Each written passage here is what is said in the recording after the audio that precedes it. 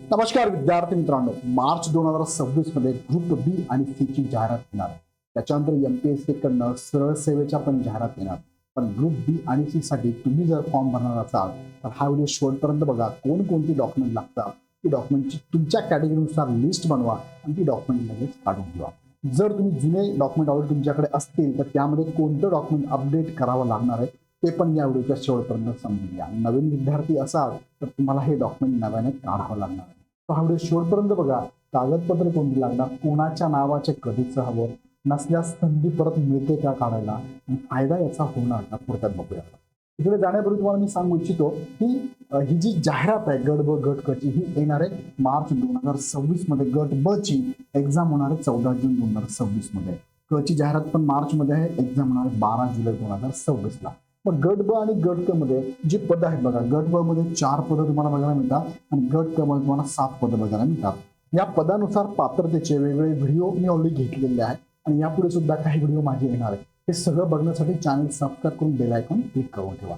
जाऊया पुढच्या मुद्द्याकडे. बघा, यामध्ये ही 4 पदं असणार आहे गट ब ची, ज्याला तुम्हाला बघू शकता हे पेज केलं असणार आहे. त्यानंतर दुसरं जे गट क चं पद आहे त्यामध्ये टोटल 7 पदं आहेत, त्यांचं हे पेज स्कीम तुम्ही बघू शकता.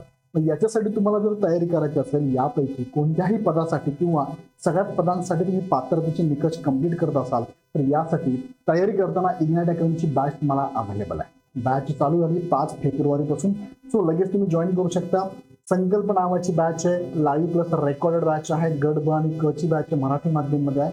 पूर्व आणि मुख्य एकत्रित पण घेऊ शकता किंवा फक्त पूर्व परीक्षेची बॅच पण तुम्ही जॉईन करू शकता. बॅच चालू झाली 5 फेब्रुवारीला. या बॅचमध्ये ही सगळी वैशिष्ट्य तुम्हाला बघायला मिळतात, ज्यामध्ये तुम्हाला कोचिंग असणार आहे, टेस्ट सिरीज असणार आहे, टेस्ट सिरीजचे अनालिसिस असणार आहे, पीडीएफ नोट्स आहे, पीपीटीच्या नोट्स पण आहे, डाऊट क्लिअरिंग सेशन पण आहे. जे विद्यार्थी गट ब गट क च्या मेन्सला असेल त्यांना टेस्ट सिरीज अवेलेबल हे पण तुम्ही जॉईन करू शकता. या बॅचला तुम्हाला शिकवणारी जी टीम असणार आहे ती तुमच्या समोरच, ज्यांना पूर्ण महाराष्ट्रातले विद्यार्थी ओळखतात. युट्यूबवरती डेमो लेक्चर अवेलेबल, एकदा बघून घ्या लगेच बॅच जॉईन करा. बॅच जॉईन करण्यासाठी खाली डिस्क्रिप्शनमध्ये ॲप आणि बॅचची लिंक दिली, कॉन्टॅक्ट नंबर पण दिलाय, कॉन्टॅक्ट तुम्ही करू शकता. आता मुख्य मुद्द्याकडे घेऊन जातो. जसं की तुमच्या समोर राज्य कर निरीक्षक ज्याला आपण म्हणतो एसटीआय ह्या पदाची जाहिरात समोर तुम्हाला ठेवली. का ठेवली आहे? कारण एसटीआय ह्या पदासाठी कोणकोणते समांतर आरक्षण लागू आहे बघा.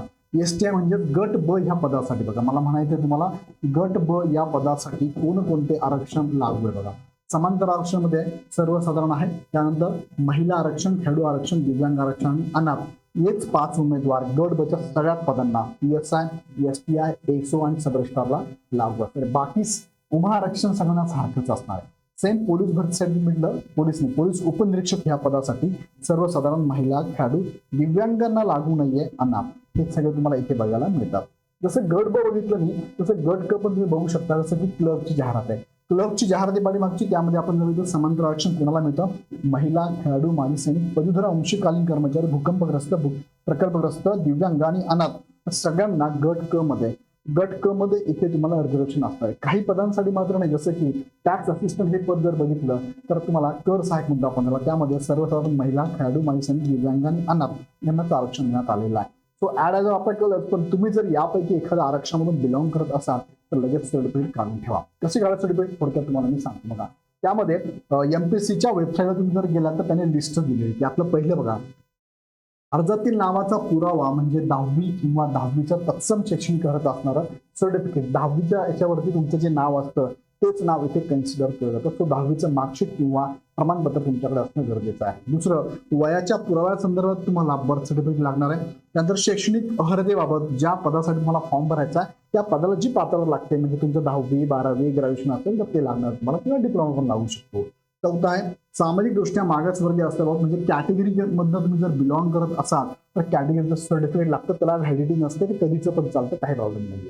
त्यानंतर आर्थिकदृष्ट्या दुर्बल घटक असल्यास, म्हणजे तुम्ही ईडब्ल्यूएस मधून जर बिलॉंग करत असाल किंवा एससीबीसी मधूनही बिलॉंग करत असाल तर तुम्हाला अपडेटेड ईडब्ल्यूएस काढायचं. ईडब्ल्यूएस सर्टिफिकेट फक्त 1 वर्षापर्यंत व्हॅलिड असतं, जसं की मार्च एंड पर्यंत ही व्हॅलिडिटी संपणार आहे. मार्चच्या अगोदर जर जाहिरात आली तर तुमचं ईडब्ल्यूएस चालेल, पण मार्च नंतर ऍड आली की तुम्हाला नवीन ईडब्ल्यूएस काढावं लागणार आहे. त्यानंतर एससीबीसी आपण जर बघितलं तर एससीबीसी एकदाच काढायचं सर्टिफिकेट आहे. त्याच्यानंतर मात्र एससीबीसी वर तुम्हाला नॉन क्रिमिनल लागतं. नॉन क्रिमिनल हे अपडेटेड असावं लागतं.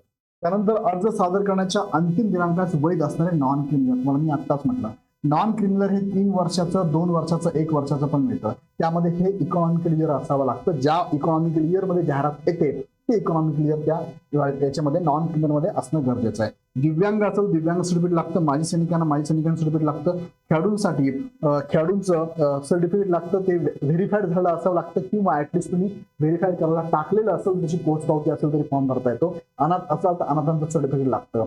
11वा मुद्दा, प्रकल्पग्रस्त असाल तर प्रकल्पग्रस्त, भूकंपग्रस्त, अंशकालीन कर्मचारी त्यांचे सर्टिफिकेट तुम्हाला लागणार आहे. आता अराखीव महिला, मागासवर्गीय, आर्थिक दुर्बल घटक, खेळाडू, दिव्यांग, माजी सैनिक, अनाथ, प्रकल्पग्रस्त, भूकंपग्रस्त, अंशकालीन पदवीधर कर्मचारी यांचा दावा म्हणजे आरक्षण तुम्हाला कोणत्याही पद्धतीने उभं असेल किंवा आडवं असेल तर तुम्हाला इथे अधिवास प्रमाणपत्र म्हणजेच डोमिसाईल सर्टिफिकेट सगळ्यांना लागतं. महाराष्ट्राचे रहिवासी आहे याचा अर्थ असा होतो त्यांनाच इथे काय आरक्षण मिळतं, अन्यथा आरक्षण मिळणार नाही. त्यानंतर SSC नावात जर बदल झाला असेल त्या संदर्भातला पुरावा लागतो. एक तर तुम्ही गॅजेट काढा किंवा तुमच्या डॉक्युमेंटमध्ये बदल करून घ्या किंवा त्यामध्ये तुम्हाला इथे नावात बदल करण्यासंदर्भातला महिलांचा जर प्रश्न असेल तर लग्नानंतर बदल असेल तर तुम्हाला मॅरेज सर्टिफिकेट लागणार आहे.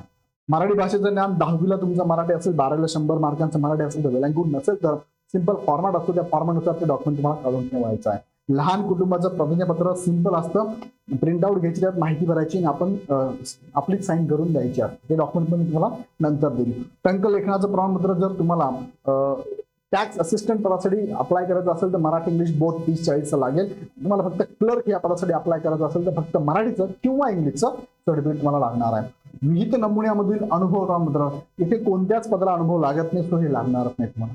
तो अशी टोटल 19 डॉक्युमेंट तुम्हाला सांगितले. 19 पैकी तुमच्या कॅटेगरीनुसार तुम्हाला कोणतं लागतं हे तुम्ही आता नोट करा आणि ते डॉक्युमेंट काढून ठेवा. त्यातले काही पुरावे तुम्हाला देतो. नावाबद्दलचं बघा, नावाबद्दल तुम्हाला SSC चालेल किंवा SSC सर्टिफिकेट नसेल तुमच्याकडे त्यासाठी समतुल्य अर्हता असणारा इतर सर्टिफिकेट सुद्धा चालणार आहे, पदवीचं पण चालणार आहे. वयासंदर्भात डॉक्युमेंट काय लागतं तुम्हाला, इथे मॅट्रिकचं पण चालतंय, म्हणजे तुमचं 10वीचं जे प्रमाणपत्र आहे त्याच्यावरती बर्थ डेट असते ती पण कन्सिडर केली जाते. किंवा तुम्हाला वयाचं प्रमाणपत्र तुमच्याकडे असेल एज तर ते चालेल, किंवा तुमचं जन्म दिनांक ज्याला आपण बर्थ सर्टिफिकेट म्हणतो ते पण असेल तरी चालतं. ते कोणी दिलं तरी चालतं, म्हणजे शाळा असेल, महाविद्यालय असेल, नगरपालिका, महानगरपालिका चालणार आहे. त्यानंतर तुम्हाला शैक्षणिक अर्हतेचे डॉक्युमेंट लागणार आहे. पदवीच्या अंतिम वर्षाचं असेल तरी चालतं. जे विद्यार्थी लास्ट इयर अपियर असेल त्यांना सेकंड इयरचं डॉक्युमेंट लागणार आहे, तुम्ही अपलोड करू शकता. आणि मेन्स पर्यंत मात्र तुमचं लास्ट इयरचं पण प्रमाणपत्र लागणार आहे.